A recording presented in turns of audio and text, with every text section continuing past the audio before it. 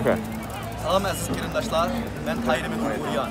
Bugun 2020 yili 8 noyabr. Men turayotgan bu yer Amerika poytaxti Washington, Aqsaray oldi, Lafayette bog'chisi oldi. Men bularning xabaringiz bo'lgandek, Bidenning saylash e'lon qilgandan keyin Bidenning qo'shniqchilari Washington aholisi bu Aqsarayning oldiga kelib, tabriklash faoliyatini yapamoqda.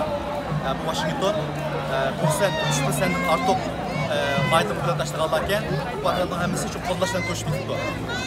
Bugün bu çıkışımның sebebi bizde emrimizde bir endişe var. Kelgusida Biden hükümeti Uyghur qirg'inchiligiga qanday qaraydi, Xitoy bilan munosabatni qanday qilib bordi degan endişeler. Mening bu vaqtdagi meydanim ve ko'z qarashim biz davomli Xitoyning Uyg'urlarga qaratgan irqiy qirg'inchiligini, Xitoyning rasilligini bar kuchimiz bilan tashviqot, axborot, namoyish, lobby, qiziqchilik ve başka barliq usullar bilan Amerika fuqarolariga, hükümetiga, xalqqa bildirish tirishchanlik qilish.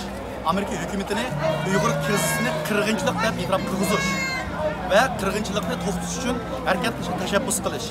Bu meningki bu vaqtdagi ko'z qarashim, meydanim. Amerikaning ichki ishlari bizning doiramizga ish emas. Ammo Amerika hükümetini ve xalqini Uyg'ur qirg'inchilikni e'tirof qilg'izish va uni harakat qilishga tirishchanlik qilish bizning qo'limizdan keladigan, qilish tegishli bo'lgan majburiy ishimiz. Şuna bunundan keyin men her shanba kunisi mushu Lafayette bog'chisining oldiga kelib, bu yer bo'layotgan barliq namoyishlarga, harakatlarga qaramasdan Uyg'urniki ovozini, qirg'inchilik masalasini e'tirof qilish uchun bar kuchim bilan tirishchanlik qilishni o'ylashdim. Chunki axborot, tashviqot, qiziqchilik yetarli emas ekan.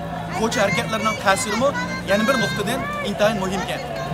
Biz ilg'orlarga, hukumat arboblarga bildirdik degan bilan xalq ommasiga yetarli bildirilmayapmiz. Men buningdan keyin bu joyda turib, Xitoyning Uyg'urlarga qaratgan irqiy qirg'inchilikni bildirish uchun har shanba kunisi barliq Uyg'ur qarindoshimizning men bilan bu yerga kelib, az bo'lsa-mu Xitoyning irqiy qirg'inchilikni pash qildigan, jinoyat pash qilgan rasmlarni tutib, namoyish qilishni umid qilaman. Har shanba kunisi 11 dan 3gacha Lafayette bog'chisining oldida ko'rishaylik. Rahmat.